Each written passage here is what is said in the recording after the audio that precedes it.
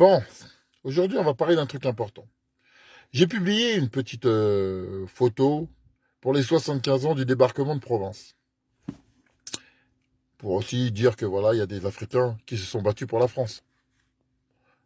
Ah, moi, je me considère pas comme un Malien ou un Sénégalais ou je ne sais quoi. Je suis français, point barre.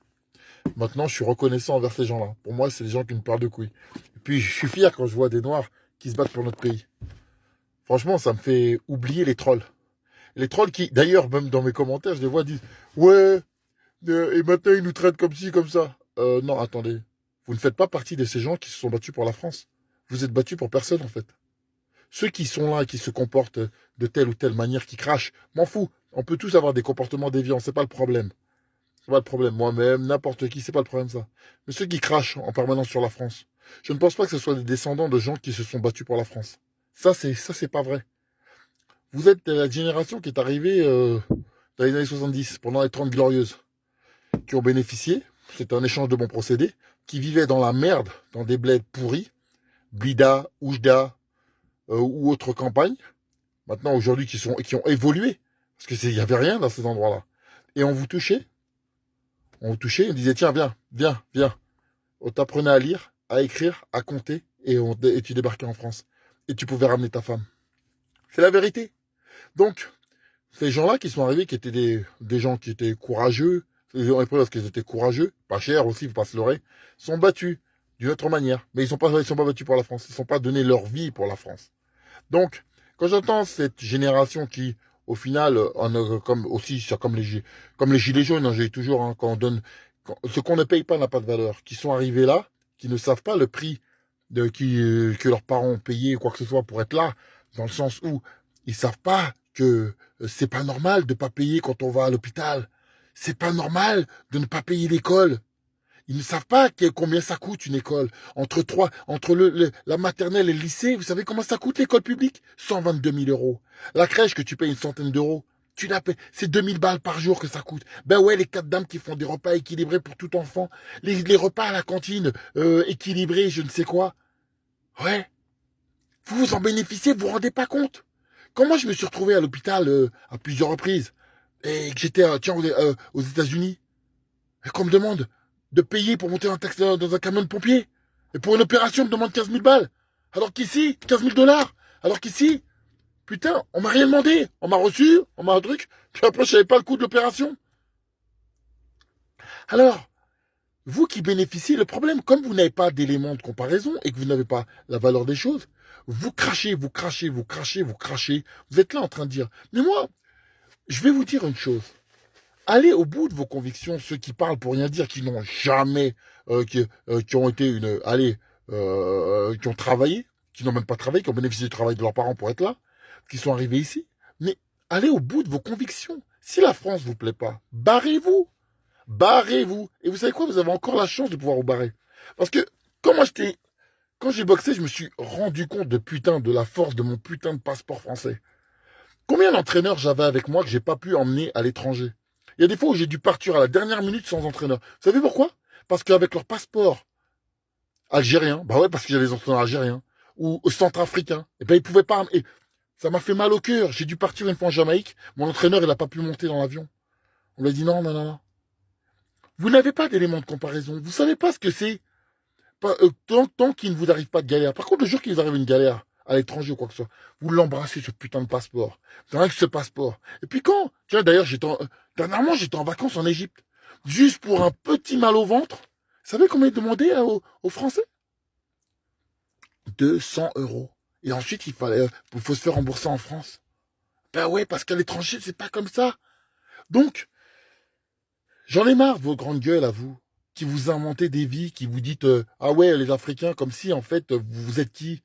Ouais, nous on est des trucs. Attendez, attendez, attendez, attendez. Les Africains qui se sont battus pour la France, vous n'êtes pas battus pour la France. La plupart qui sont arrivés là, les nouvelles générations, vous n'avez rien à voir avec eux. Moi, j'ai vu la différence de comportement entre les premières générations de gens qui sont arrivés ici, voire même qui sont là depuis les années 30, mais ils ont strictement rien à voir avec les crapuleux qui sont arrivés dans les années 80, voire clandestinement, et qui se permettent tout et n'importe quoi, et qui crient tous les jours pour nous buter. La vérité, elle est là. Qui traitent ceux qui considèrent leur pays, qui embrassent leur pays, ils les traitent de vendus, alors qu'ils ont le même papier que moi, le même carte d'identité que moi, et qu'ils osent la sortir dès qu'ils sont en galère à l'étranger. C'est vous qui me gavez. Vous êtes une minorité, mais vous avez une grande gueule. Vous êtes des putains de lâches, et quand on vous pose les vraies questions, vous savez plus où vous mettre. La vérité, elle est là. Alors, si la France ne vous plaît pas, pas de baratin. Prends ton passeport, parce que crois-moi qu'avec un passeport marocain ou je ne sais quoi, quand t'es là-bas, t'es coincé, mon pote. Juste pour avoir un visa à l'extérieur, c'est chaud. Moi, j'ai une jeune fille qui était là, qui était venue ici, qui a dépassé le temps de vie qu'elle pouvait rester en France avec son visa marocain. Et ben maintenant, c'est dead, elle peut plus sortir. C'est dead. Vous n'avez pas d'éléments de comparaison, vous parlez pour rien dire. Allez faire un tour avec votre passeport français au lieu de nous cracher dans la gueule. Arrêtez de cracher pour rien. Arrêtez de faire les bouffons. Arrêtez de parler pour rien dire. Vous n'avez aucun respect. Vous parlez pour rien dire. Là, j'ai posé 2 questions sur le truc. Un gamin qui m'écrivait « Ouais, mais maintenant, il nous traite de bougnoul. » Attendez. Arrêtez votre baratin. Quel Français te sort, dis-moi, quel blanc, là, aujourd'hui, en France, vient te crier « Hey, sale bougnoul, casse-toi de là ». Vous auriez fait des vidéos de victimes, même s'il y en a un.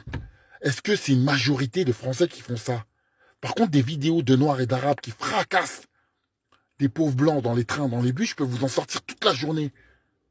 Des gens qui traitent de sales noirs, de sales blancs, de sales ceci toute la journée, je peux vous en sortir tous les jours. Alors, s'il vous plaît, avant de parler, de parler des autres, regardez-vous en face. Fermez-la un peu. Soyez objectif. Personne n'est... je ne suis pas une oie blanche, vous n'êtes pas des oies blanches. Arrêtez de vous faire passer pour les pauvres gens, les victimes de quoi que ce soit. Vous êtes des victimes de quoi que ce soit. Moi, j'ai pas vu un arabe se faire massacrer par 50 blancs. Et si ça arrive, c'est exceptionnel. Par contre, 50 blancs, des 30 rebeux qui me fracassent sur un blanc, ou 30 noirs qui trabassent un blanc, je l'ai vu. Alors arrêtez de vous plaindre que certains Français soient gavés avec nous. Ah ouais, avec nous, parce qu'ils nous mettent dans une tribu. Parce que vous êtes des couillons, de toute façon, avec vos tribus de Noirs et d'Arabes. C'est quoi votre délire? Alors moi, comme si un Français, parce qu'il est blanc, donc il est blanc, il doit être solidaire d'un Lituanien ou d'un Moldave. Mais c'est quoi votre délire de gogol, là? De gogol. Là, quand vous êtes là en train de parler de votre pseudo-solidarité avec des pays où vous n'avez jamais mis les pieds. Moi, vous me faites bien rigoler, moi.